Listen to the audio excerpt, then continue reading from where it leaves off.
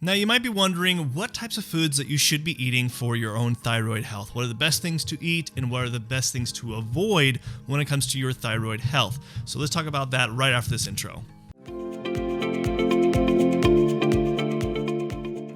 So how are you doing? I know you're trying to look for some answers when it comes to your thyroid health.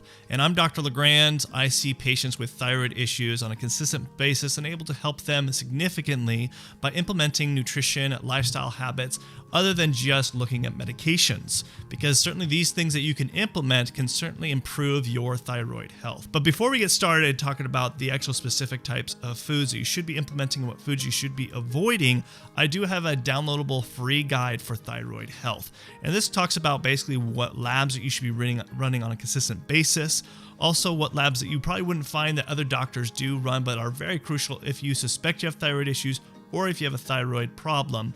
And then also what foods to implement, what foods to avoid, and also what types of supplements to implement for your thyroid health. You can download that all in the description below.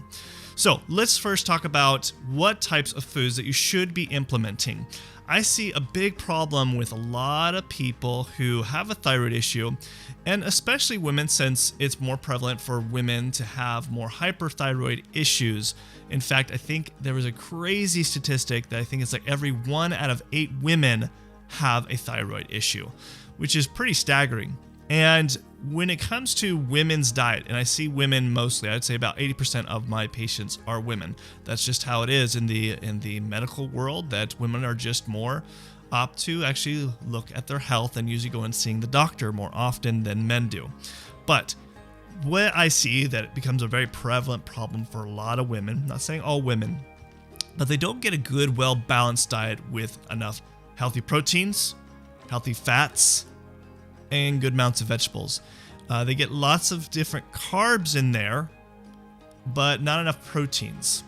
And that becomes a big issue because with the thyroid, it relies on lots of different B vitamins, lots of iron, iodine, lots of different types of minerals and types of aminos, acids that we basically get through a lot of proteins.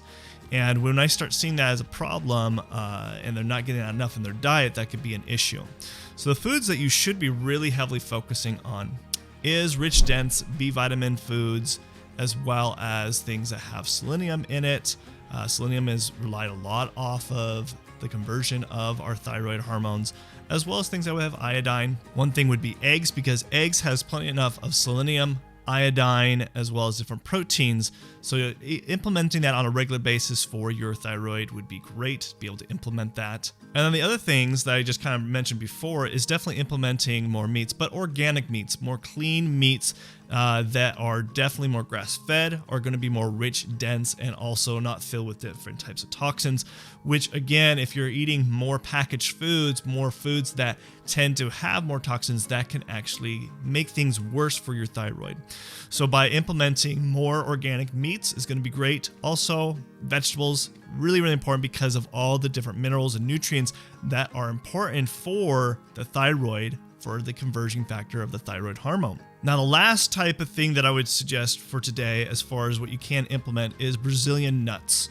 Now, why Brazilian nuts? Well, Brazilian nuts have a high amounts of selenium in it, and it's the best way to actually introduce selenium is more from its natural source versus using a supplement of selenium, because people can usually overdose on that. So doing Brazil nuts is a great way to be able to get more selenium. Selenium is a really important key factor nutrient for basically converting thyroid and getting a good, well, healthy thyroid. All right, so now moving on towards as far as foods that you should avoid for your thyroid health. Now, I mentioned before that you should definitely stay away from a lot more processed and packaged foods because of the toxins that are usually built into a lot of those things, and a lot of types of things that are in those packaged foods, processed foods, that our body's not used to. Our body's not aware with it, and usually with people with thyroid issue will have more of a sensitivity, have also more of a problem with those types of foods. Now, some other foods that you should be avoiding for your thyroid, these are called GOITROGEN foods. These foods are considered a GOITROGEN food, which actually make it worse for the thyroid. So these are things such as like soy, tofu, some vegetables like cabbage, broccoli, spinach, and then like some nuts such as millet, peanuts, and then some fruits such as peaches, as well as strawberries, and even a starch such as like sweet potato are considered more goitrogen foods that you should be tending to avoid for your thyroid health. So I hope you found this beneficial as far as what foods you should be implementing, what foods you should be avoiding.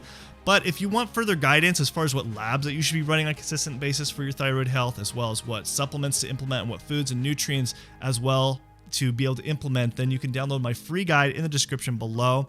Until next time, this is Dr. LeGrand here at Nature's Health Clinic, and I will see you guys in the next video. Thanks. Bye.